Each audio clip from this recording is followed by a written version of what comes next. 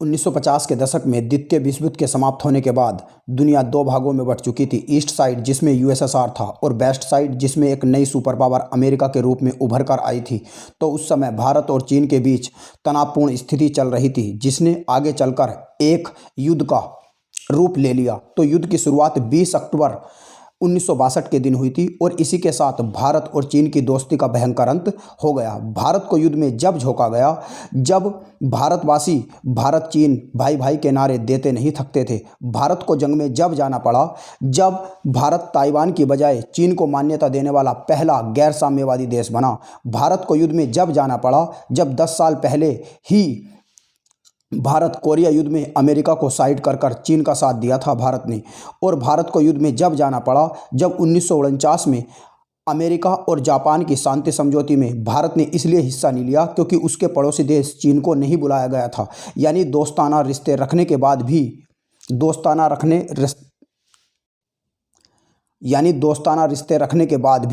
भारत को एक अनचाहे युद्ध का सामना करना पड़ा। अनचाहा क्यों? क्योंकि भारत कभी भी विस्तारवादी वाला देश नहीं रहा है और नहीं है। इसके बावजूद भी भारत को बहुत से युद्धों का सामना करना पड़ा है। अब तक भारत को सभी युद्धों में जीत मिली है, बजाय 1962 के युद्ध के। 1962 के युद्ध के कारण भारत और चीन की विदेशी नीति जो आज भी प्रभावित होती है और उसी की जन्मी खटास की जड़ है, जो भारत और चीन के बीच अभी भी बहुत ही ज़्यादा बाउंड्री डिस्प्यूट है। तो नमस्कार दोस्तों, मेरा नाम है राहुल कुमार और आप देख रहे हैं हमारा खास प्रोग्राम जिसका नाम है इतिहास की यादें। तो दोस्तों, आज के इस वीडियो से हम एक नई सीरीज स्टार्ट करने जा रहे हैं जिसका नाम है इतिहास की यादें, जिसमें हम वर्ल्ड हिस्ट्री को कवर करेंगे जैसे हम वर्ल्ड ज्योग्राफी को कवर कर रहे हैं। तो दोस्तों, इस सीरीज को सपोर्ट कीजिए और आप कमेंट में लिखकर बता सकते हैं आपको ये सीरीज कैसी लगी और ये वीडियो कैसे लगा, और अपने फ्रेंड्स के साथ भी शेयर कीजिए और हमारे चैनल को सब्सक्राइब कीजिए। तो दोस्तों, सबसे पहले इस वीडियो में जो हम पढ़ने वाले हैं भारत चीन युद्ध को, जिसकी शुरुआत 20 अक्टूबर 1962 को हुई थी। तो पहले हम ये देख लेते हैं कि जो भारत चीन की युद्ध हुआ था उसके पीछे का जो बैकग्राउंड है वो क्या है। तो भारत और चीन के बीच में जो युद्ध की मेन पॉइंट है या मेन कोर है वो बाउंड्री डिस्प्यूट है। यानी कि भारत और चीन के बीच में बाउंड्री को लेकर 3 जगह डिस्प्यूट है। एक जगह कोई खास नहीं है, 2 जगह ज़्यादा है। यानी कि पहला वेस्टर्न सेक्टर, जो ये अक्साई चीन वाला इलाका है भारत की। अगर मैं चीन की सीमा की बात करूं तो 4000 किलोमीटर की जो भारत की सीमा है वो चीन से लगती है, 4000 किलोमीटर की, जिसमें ये आप देख सकते हैं। जो इसे हम भारत चीन की जो बाउंड्री है वो 3 भागों से डिवाइड कर सकते हैं। वेस्टर्न सेक्टर जो 1570 किलोमीटर है, और सेंट्रल सेक्टर जो ये है उत्तराखंड वाला और हिमाचल प्रदेश वाला भाग, जिसमें बाउंड्री डिस्प्यूट 545 किलोमीटर है, और एक ईस्टर्न सेक्टर जिसमें आप देख सकते हैं 1325 किलोमीटर है, जो भूटान से लगा हुआ है, अरुणाचल प्रदेश का इलाका। और ये इसमें तवांग है जहाँ से चीन की सेना ने 1962 में भारत पर हमला किया था। तो भारत की जो बॉर्डर है वो चीन से आप समझ गए होंगे 4000 किलोमीटर लगती है, मगर बाउंड्री डिस्प्यूट कितने में है? सिर्फ 2 जगह है मेनली। एक तो वेस्टर्न सेक्टर जो अक्साई चीन को लेकर है, जिसे चीन ने 1962 के युद्ध में अपने पास रख लिया था, और दूसरी जगह ईस्टर्न सेक्टर जिसे अरुणाचल प्रदेश है, जिसे नेफा के नाम से भी जाना जाता था, और तीसरी जगह हिमाचल प्रदेश और उत्तराखंड में। यहाँ पर खास इतना कोई डिस्प्यूट नहीं है। तो अब हम देखते हैं ये विश्व इतिहास की जो सीरीज हम स्टार्ट कर रहे हैं उसका लेक्चर नंबर 1 होगा, जिसमें हम भारत चीन युद्ध को कवर करेंगे। तो भारत चीन युद्ध 1962। तो सबसे पहले हम दोस्तों ये जानने की कोशिश करेंगे कि India China relation before 1962 war, यानी कि आखिरकार युद्ध की नौबत क्यों आई और क्यों युद्ध हुआ। तो 1962 के युद्ध से पहले भारत और चीन के रिश्तों को जानना पड़ेगा आपको कि भारत और चीन के रिश्ते 1962 के युद्ध से पहले कैसे थे। तो आइए सबसे पहले हम देखते हैं कि 1947 में जब भारत आज़ाद होता है तो उसी समय एक दूसरा कंट्री जो साम्यवादी देश या कम्युनिस्ट देश था, 1949 में चीन में एक गृह युद्ध यानी कि सिविल वॉर छुड़ा हुआ था, जिसमें कम्युनिस्टों यानी समाजवादियों की जीत हुई थी, जिसका जो नेतृत्व कर रहे थे वो माओ जेडोंग कर रहे थे, जो फाउंडिंग फादर ऑफ चाइना है, यानी कि जिन्हें चीन का पिता भी कहा जाता है। और इन्हीं की आइडियोलॉजी के अनुसार ही चीन ने इतनी प्रोग्रेस और इतनी तरक्की करी है, और इन्हीं के दम पे ही चीन एक साम्यवादी देश बना। यानी कि और इनकी एक आइडियोलॉजी था जिसका नाम है माओइज्म, जिसके दम पर चीन आज भी राज करता है। और दूसरी तरफ क्या थे? तो दूसरी तरफ थे जो नेशनलिस्ट थे, यानी कि राष्ट्रवादी थे। दूसरी तरफ राष्ट्रवादी थे जो राष्ट्रवादी जिसका जो नेतृत्व था वह डॉक्टर सन्यात सेन कर रहे थे। तो जो साम्यवादी थे यानी कि कम्युनिस्ट थे, उन्होंने गृह युद्ध में जीत हासिल करी और उन्होंने एक नए देश की स्थापना करी जिसका नाम था चीन यानी कि पीपल्स रिपब्लिक ऑफ चाइना। चीन का ऑफिशियल नाम दोस्तों पीपल्स रिपब्लिक ऑफ चाइना है, ये भी यहाँ याद रख सकते हैं। और भारत चीन को संयुक्त राष्ट्र में मान्यता देने वाला शुरुआती देशों में से पहला एक देश बना। और दूसरी तरफ मैंने जैसे कि आपको बताया राष्ट्रवादी यानी कि नेशनलिस्ट थे, दूसरी तरफ जैसे कि मैंने आपको बताया राष्ट्रवादी यानी कि नेशनलिस्ट थे जिन्होंने अपना एक नया देश बनाया जिसका नाम था ताइवान यानी कि रिपब्लिक ऑफ चाइना। तो ताइवान का ऑफिशियल नाम है रिपब्लिक ऑफ चाइना और जो आज का चीन है जिसे दुनिया चीन के नाम से जानती है उसका नाम है पीपल्स रिपब्लिक ऑफ चाइना। तो आप समझ गए होंगे। तो आप ये देख सकते हैं 1960 में जब यूनाइटेड नेशंस में स्थायी सदस्य है भारत ने इसका समर्थन करा था, क्योंकि जो वेस्टर्न कंट्रीज़ हैं जैसे अमेरिका, इंग्लैंड, फ्रांस, जर्मनी, तो ये जो देश हैं ये चीन को यूनाइटेड नेशन यानी कि संयुक्त राष्ट्र में नहीं आने दे रहे थे और कहीं भी जो संयुक्त राष्ट्र की मीटिंग होती थी अंतर्राष्ट्रीय संगठन में चीन को अलग थलग कर देते थे। तो चीन का जो उस टाइम पे चीन की जो बागडोर थी वो किसके हाथों में थी? माओ जेडोंग के हाथों में थी। जो उस टाइम पे एक पोस्ट हुआ करती थी चेयरमैन, जो राष्ट्रपति के बराबर एक पोस्ट हुआ करती थी। तो ये आप देख सकते हैं ये है माओ जेडोंग। और दूसरी तरफ इसके जो प्रीमियर थे यानी कि जो एक प्रधानमंत्री की पोस्ट होती थी उनका नाम था जो इन लाई। तो ये आप फोटो में देख सकते हो। तो ये दोनों जो नाम है वो आप याद रख सकते हैं। अब सबसे पहले हम बैकग्राउंड देखते हैं कि 1950 की जब 1950 का दशक चल रहा था तो भारत चीन के बीच में जो 1962 का युद्ध हुआ उसके पहले चीन ने क्या क्या तरक्की कर ली थी। तो सबसे पहले तिब्बत की हम बात करेंगे यानी कि 1949 में चीन में सरकार बनते ही माओ जेडोंग ने तिब्बत पर आक्रमण करा, और तिब्बत पर आक्रमण करके 1950 के दशक में 1949 में उसे अपने साम्राज्य में मिला लिया। ये भी अभी मैं आपको मैप में दिखाऊंगा कि तिब्बत कहाँ पे है। और इस समय तिब्बत के जो प्रधानमंत्री थे उनका नाम था दलाई लामा जो थे वो पॉलिटिकल लीडर और स्पिरिचुअल लीडर दोनों थे, यानी कि ये पॉलिटिकल लीडर और धार्मिक लीडर दोनों थे, क्योंकि तिब्बत उस टाइम पे बौद्ध धर्म यानी कि बुद्धिस्टों के लिए जाना जाता था। पहले जो तिब्बत था वो भारत और चीन के बीच एक बफर जोन यानी कि दीवार यानी बफर जोन की तरह काम करता था, मगर तिब्बत को हड़पने के बाद, एनेक्स करने के बाद भारत और चीन की जो सीमा है वो डायरेक्ट लगने लगी। तो आप ये देख सकते हैं ये है एशिया का मैप, और एशिया के मैप में आप ये देख सकते हैं ये है भारत, और भारत से जब हम नॉर्थ साइड को जाएंगे तो ये मिलेगा आपको तिब्बत। तो दोस्तों ये पहले इतना था तिब्बत, मगर जब चीन ने इसे हड़प लिया तो चीन ने हड़पने के बाद अब तिब्बत कितना रह गया? सिर्फ इतना रह गया। इसे सेमी ऑटोनॉमी दे रखी है। और ये जो आप देख सकते हैं ये किंघाई वाला जो रीजन है ये भी पहले तिब्बत के अंडर आता था। तो 1949 में क्या करा? तिब्बत पर आक्रमण करके माओ जेडोंग ने अपने साम्राज्य में तिब्बत को मिला लिया। अब हम देखते हैं पंचशील समझौता, यानी कि अभी मैं आपको बैकग्राउंड बता रहा हूँ, यानी कि नौबत जो युद्ध की आई थी 1962 के, वो कैसे कैसे आई थी। तो 1962 के युद्ध से पहले भारत और चीन ने एक समझौता साइन करा जिसका नाम है पंचशील समझौता या पंचशील एग्रीमेंट। जिसमें पंचशील एग्रीमेंट क्या था? इसमें पांच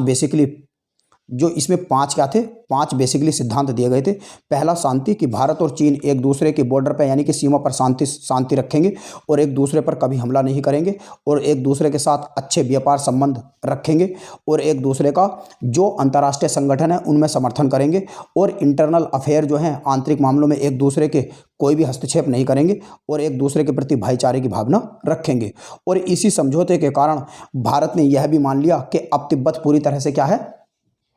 चीन का पार्ट है या चीन के साम्राज्य में है, क्योंकि भारत का ऐसा मानना था कि कभी ना कभी जो तिब्बत है वो चीन के किसी ना किसी वंश के अंडर रहा है, तो इसलिए तिब्बत पर पूरा हक है किसका? चीन का।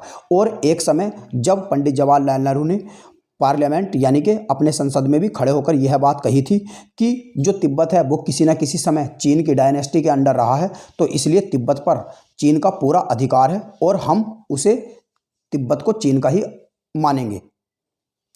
अब नेक्स्ट हम देखते हैं बाउंड्री डिस्प्यूट। तो बाउंड्री डिस्प्यूट जैसे कि मैंने आपको बताया वैसे तो 3 जगह है, मगर मेनली बाउंड्री डिस्प्यूट जो है वो 2 जगह है। एक तो अरुणाचल सीमा विवाद और दूसरा अक्साई चीन सीमा विवाद। तो सबसे पहले हम जानने की कोशिश करेंगे अरुणाचल सीमा विवाद को लेकर, जहां से जंग की शुरुआत हुई थी। तो सबसे पहले अरुणाचल सीमा विवाद की बात अगर हम करें तो अरुणाचल के कुछ हिस्से को चीन जो है वो साउथ तिब्बत बोलता है, क्योंकि तिब्बत का जो साउथ का यानी कि दक्षिण का भाग है उसे साउथ तिब्बत बोलता है, जिसे वह दक्षिण तिब्बत कहता है।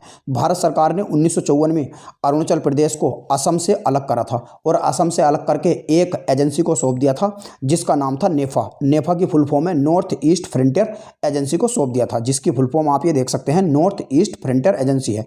और नेफा को ही 1987 में एक राज्य बनाया गया जिसका नाम बाद में आगे चलकर अरुणाचल प्रदेश पड़ा। तो आप ये देख सकते हैं ये है नेफा, ये है नेफा। तो ये है तवांग वाला एरिया जहां से चीन के सैनिकों ने हमला किया था। और ये आप देख सकते हैं ये भारत और चीन के बीच जो लाइन है ये है मैकमोहन लाइन। मैकमोहन लाइन यानी कि भारत और चीन के बीच में जो सीमा रेखा है उसे जो खिंची हुई है उसे क्या बोलते हैं, मैकमोहन लाइन बोलते हैं। और भारत और चीन की जो सीमा है उसे हम लाइन ऑफ एक्चुअल कंट्रोल बोलते हैं।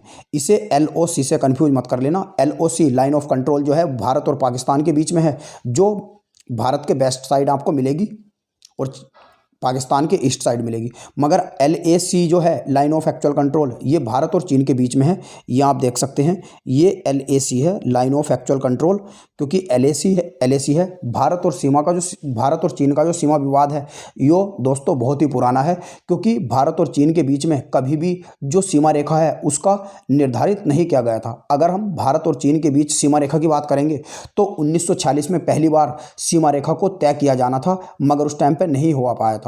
यानी कि चीन और तिब्बत को यानी कि और 1965 में जब पहली बार जब 1965 में यानी कि 1865 में यानी कि 1865 में जब पहली बार सर्वे किया गया सर विलियम जोन्स के द्वारा, जो एक अंग्रेजी शासक थे, इनके तहत पहली बार गलवान घाटी का भी सर्वे हुआ था। और उस समय लद्दाख के एक गाइडर थे जिनका नाम था गुलाम रसूल गलवान, और जिनके नाम पे ही गलवान घाटी का नाम पड़ा था। और उसी लाइन को क्या कहा था, यानी कि जो योथी जॉनसन लाइन कहा जाता था, जो लद्दाख और अक्साई चीन के बीच में से खींची गई थी। मगर इस लाइन को जो चीन और तिब्बत की सरकारें थी उस समय के जो वंश थे, डायनेस्टी थी, उन्होंने मानने से मना कर दिया। और 1899 में क्या होता है मैं आपको बता दूं, 1899 में क्या होता है, 1899 में जो किंग डायनेस्टी थी उन्होंने इस प्रपोजल को क्या कर दिया, रिजेक्ट कर दिया। यानी कि रिजेक्ट कर दिया। आप समझ रहे होंगे इस तरीके से, अब आपको थोड़ा समझ में आ रहा होगा कि भारत और चीन की सीमा का विवाद जो है वो कितना पुराना है, बरसों पुराना है। और जिसके कारण अब यहाँ आप देख सकते हैं, अब हम फिलहाल 1962 के युद्ध पे ही लौटते हैं। यहाँ आप देख सकते हैं ये मैकमोहन लाइन है जो भारत और चीन के बीच में है, और ये ईस्टर्न सेक्टर है जिसे नेफा का नाम दिया गया था। और ये अरुणाचल प्रदेश है जिसे भारत ने असम से अलग करके 1987 में एक राज्य बनाया जिसे अरुणाचल प्रदेश बनाया गया था। और ये तवांग का एरिया है जहाँ पे बहुत ज़्यादा डिस्प्यूट एरिया है, और यहीं से ही जो चीन के सैनिक हैं उन्होंने आक्रमण भारत को किया था। और भारत को यानी कि भारत में ऐसा माना जाता है कि भारत में यानी कि एक जो तेजपुर नाम का गांव पड़ता है असम के अंदर, तेजपुर नाम का, तो वहाँ लोग चीन की जो मिलिट्री है वो आ गई थी अंदर 60 से 70 किलोमीटर अंदर तक। मगर जो बोमडिला पास है जो यहाँ पे अरुणाचल प्रदेश और असम के बॉर्डर पर पड़ता है, बोमडिला पास यानी बोमडिला दर्रा, वहाँ तक जो चीन की सीमा है, चीन के जो सेना थी उन्होंने उसे अपने साम्राज्य में मिलाने की कोशिश करी थी, या वहाँ तक आ गई थी चीन की जो सेना थी। तो ये आप देख सकते हैं ये इतने अंदर तक आ गई थी। ईस्टर्न सेक्टर में अरुणाचल प्रदेश का तवांग का सहरा एरिया कब्जा कर लिया था सेना ने चीन की, और बाद में तेजपुर गांव जो असम में पड़ता है वहाँ तक भी आ गई थी, ऐसा माना जाता है।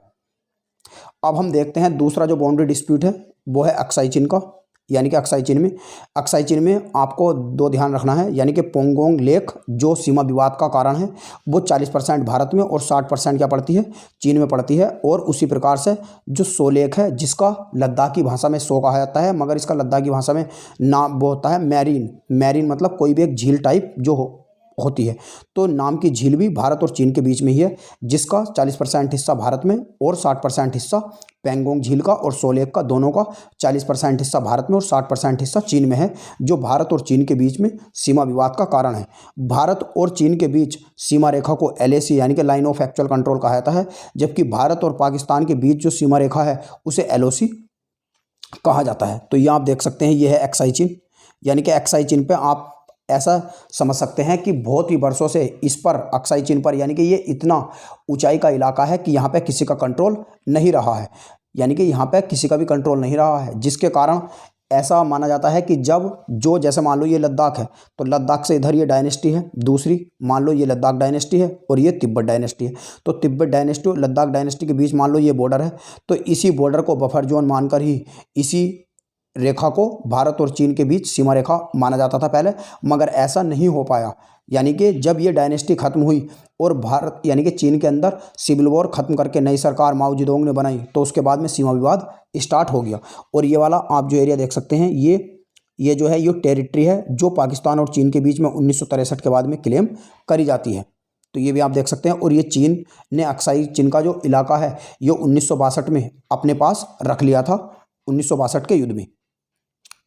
तो 1956 में क्या होता है, चीन ने एक रोड बनाई जिसे हम G219 कहा जाता है, यानी कि G219 इस रोड का नाम कहा जाता है, जो तिब्बत की राजधानी ल्हासा को जिनजियांग से कनेक्ट करती है। यानी कि तिब्बत की जो कैपिटल है इधर मिलेगी ल्हासा और यहाँ पे जिनजियांग से कनेक्ट करती है, ये जिनजियांग राज्य से जोड़ती है और यह हाईवे अक्साई चिन्ह के बीच में से गुजरता है। मगर भारत को पता नहीं चला, यानी कि ये देखो दोस्तों कितनी अजीब बात है कि भारत सरकार को इसका पता 1900 कब चला, 59 में चला, और ये रोड बनाई गई थी 1956 में। तो भारत की जो सरकार थी इससे अनजान थी। उसके बाद में भारत सरकार के जो पंडित जवाहरलाल नेहरू प्रधानमंत्री थे उन्होंने इस पर आपत्ति जताई, आपत्ति जताई, जिसके कारण चीन ने उसका भी कोई रिप्लाई नहीं किया। और फिर तिब्बत के लोगों ने चीन की फौज के खिलाफ एक क्रांति छोड़ दी, यानी कि अपराइजिंग छेड़ दिया, परंतु इसे चीन की सेना ने दबा दिया। और इस कारण जो उस टाइम पे प्रधानमंत्री थे तिब्बत के दलाई लामा, वे तिब्बत को छोड़कर भारत आ गए और भारत के जो प्रधानमंत्री हैं पंडित जवाहरलाल नेहरू, उन्होंने इन्हें शरण दे दी और चीन ने इसकी शरण पर आपत्ति जताई, यानी कि तुमने दलाई लामा को क्यों शरण दी है। मगर इसके जवाब में भारत सरकार ने कहा कि आपने अक्साई चिन्ह में सड़क क्यों बनाई है। तो इस तरीके से आप देख सकते हैं 1962 के युद्ध से पहले ही 1956 से ही भारत और चीन के बीच में दलाई लामा को लेकर और तिब्बत पर आक्रमण कर उसको अपने साम्राज्य में मिलाने से लेकर जो घटनाएं हैं वे शुरू हो गई थी। क्योंकि भारत जो है वो तिब्बत के पक्ष में नहीं था शुरुआत में, इनिशियली भारत तिब्बत के पक्ष में था, चीन के पक्ष में नहीं था, क्योंकि western country America, England, France, Germany, Sweden, ये सभी क्या थे, ये सभी तिब्बत के पक्ष में थे और भारत भी। मगर भारत का पड़ोसी देश होने के कारण भारत को तिब्बत जो है वो चीन का साम्राज्य का हिस्सा ही मानना पड़ा। और बाद में हम देखते हैं 1960 में जब चीन के प्रधानमंत्री जू इनलाई की भारत यात्रा, यानी कि युद्ध से पहले 1960 में चीन के प्रधानमंत्री जू इनलाई जो है ये भारत आते हैं और कहते हैं कि स्थिति को को स्टेटस रखते हैं। को स्टेटस का मतलब होता है कि स्थिति को यथावत रखते हैं, यानी कि और कहा कि आप नेफा रखिए। नेफा मतलब नॉर्थ ईस्ट फ्रंटियर एजेंसी, यानी कि जो 1987 में अरुणाचल प्रदेश बन गया था। तो इन्होंने कहा कि आप अरुणाचल प्रदेश को रखिए, अपना जो मतलब कब्जा है वो अरुणाचल प्रदेश पर रखिए, और जो यानी कि नेफा पर आप अपना कब्जा रखिए और अक्साई चिन्ह पर हम क्या रखते हैं, अपना कब्जा रखते हैं। और मैकमोहन रेखा जो है और अक्साई चिन्ह के अंदर से 20 किलोमीटर तक की जो हमारी फौजें हैं वे आप पीछे हटाइए और 20 किलोमीटर तक हम पीछे हटाएंगे। मगर ऐसा जो पंडित जवाहरलाल नेहरू थे उन्होंने ऐसा मानने से मना कर दिया, यानी कि जो नेहरू जी हैं उन्होंने चीन के प्रधानमंत्री जू इनलाई के इस प्रस्ताव को क्या कर दिया, रिजेक्ट कर दिया, क्योंकि उस समय अक्साई चिन्ह क्या था, भारत का हिस्सा था और हमें उसे देने को तैयार नहीं थे। यानी कि जो प्रधानमंत्री थे उस टाइम पे भारत उसे देने को तैयार नहीं था, जिसके कारण चीन और भारत के बीच में 1960 से लेकर 1961 के बीच में छोटी मोटी झड़पें हुई, जिसमें कुछ भारतीय और चीनी सैनिक भी शहीद हुए।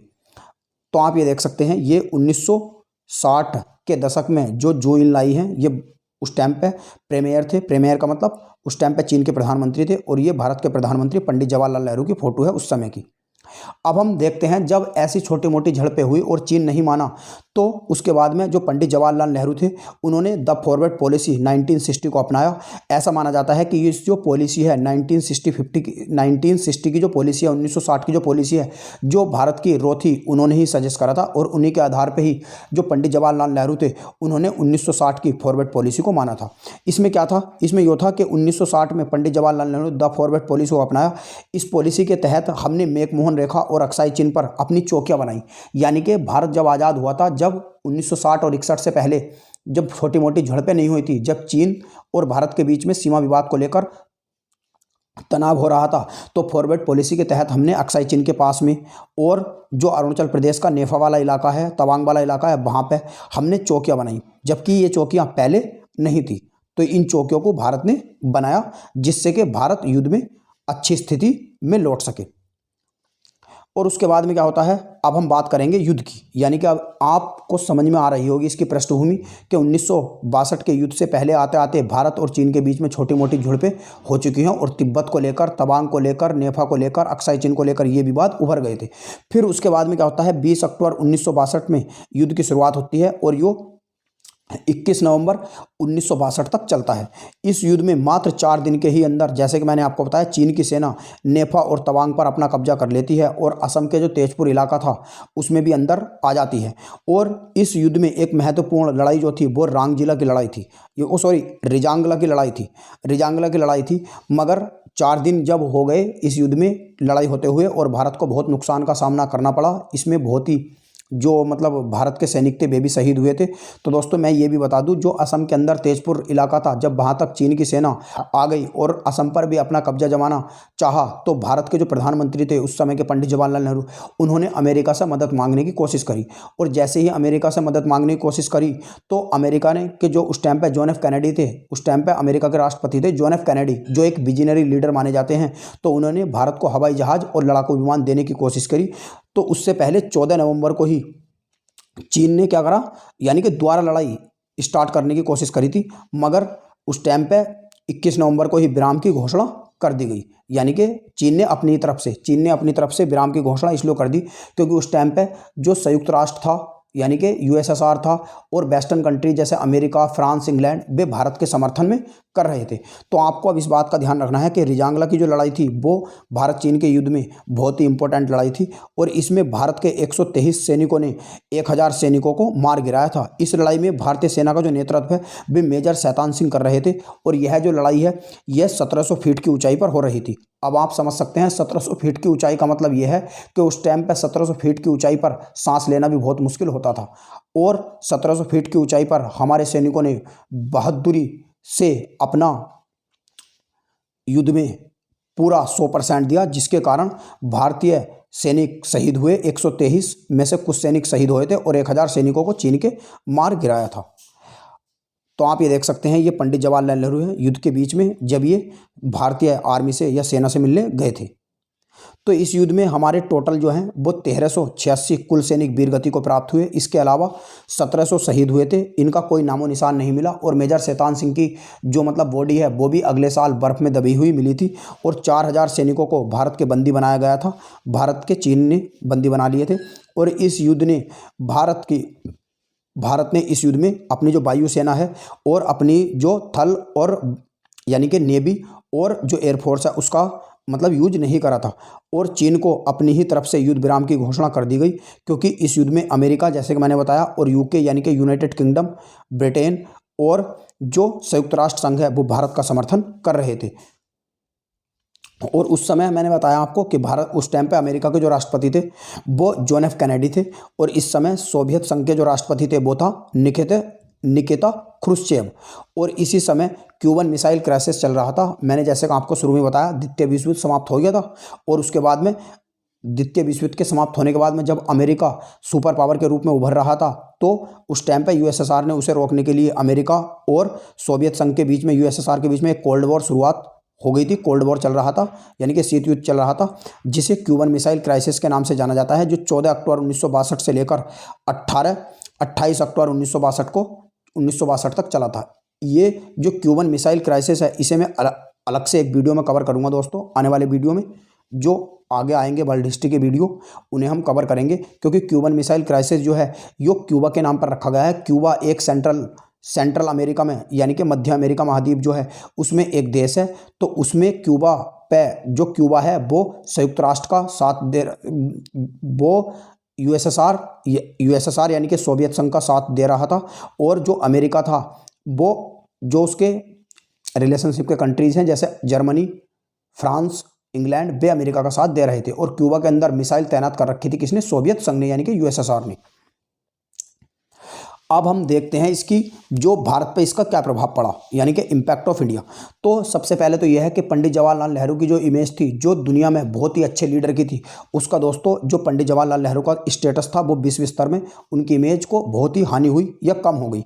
और इस युद्ध के बाद में हमने बहुत कुछ सीखा और हमने अपने मिसाइल सिस्टम जो है, मिसाइल प्रोग्राम जो है वो भी अपडेट करना और उसे भी विकसित करने की शुरुआत करी। जैसे इसी का नतीजा है कि हमने अग्नि मिसाइल और पृथ्वी मिसाइल को डेवलप करा।